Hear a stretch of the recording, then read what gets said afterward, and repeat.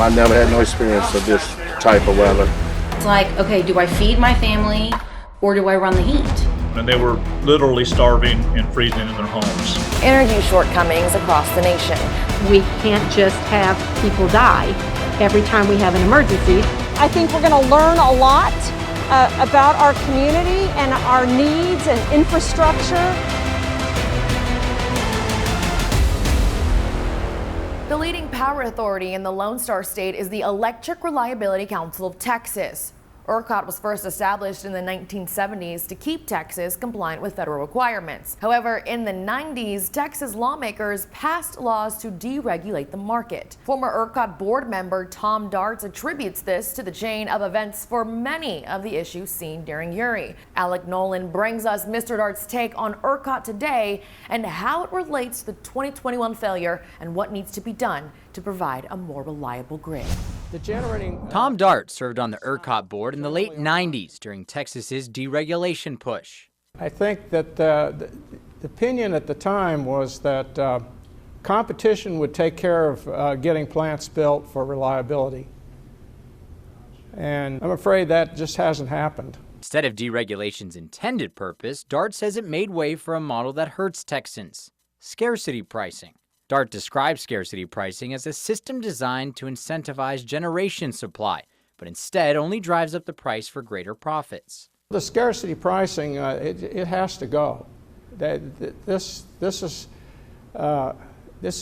not in the public interest.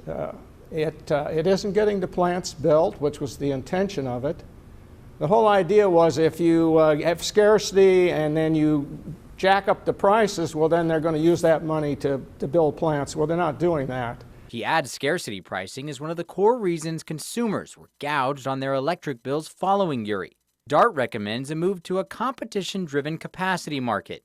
Instead of energy generators getting paid just for energy sold, under Dart's plan, they'd be paid to be ready.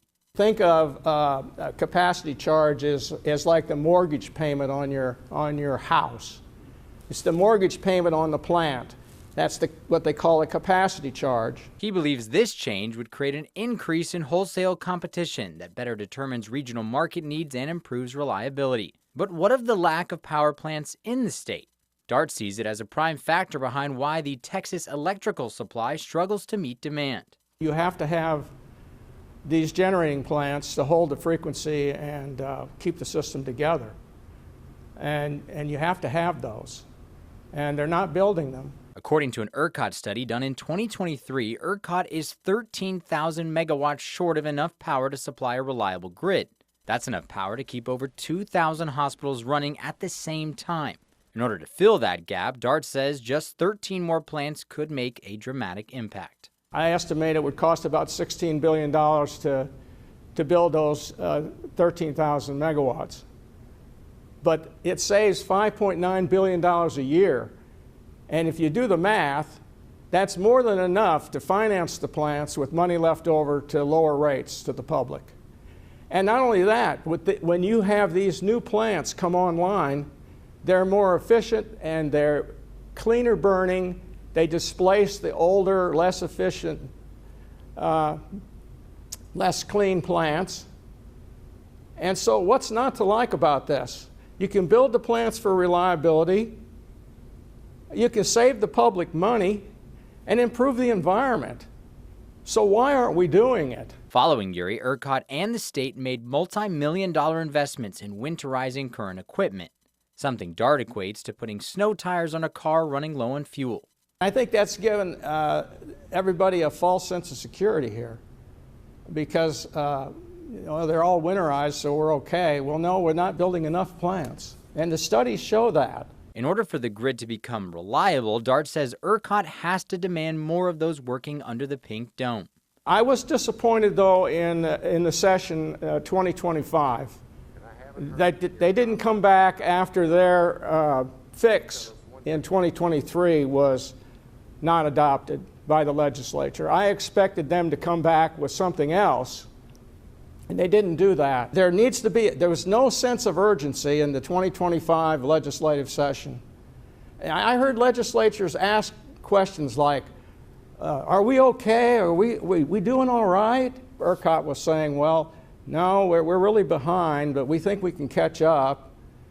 In generalities, when we knew, they knew that there was 13,000 megawatts needed based on the study they did with E3. They never mentioned that to the legislature.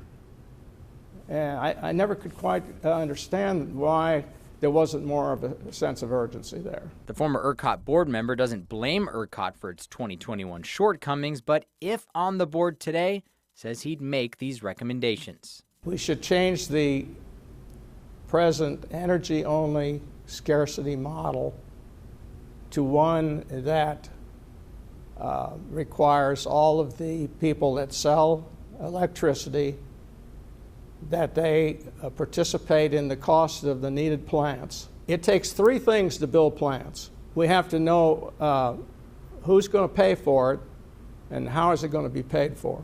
I would put a procedure in place approved by the legislature that would use the reliability standard to determine how much.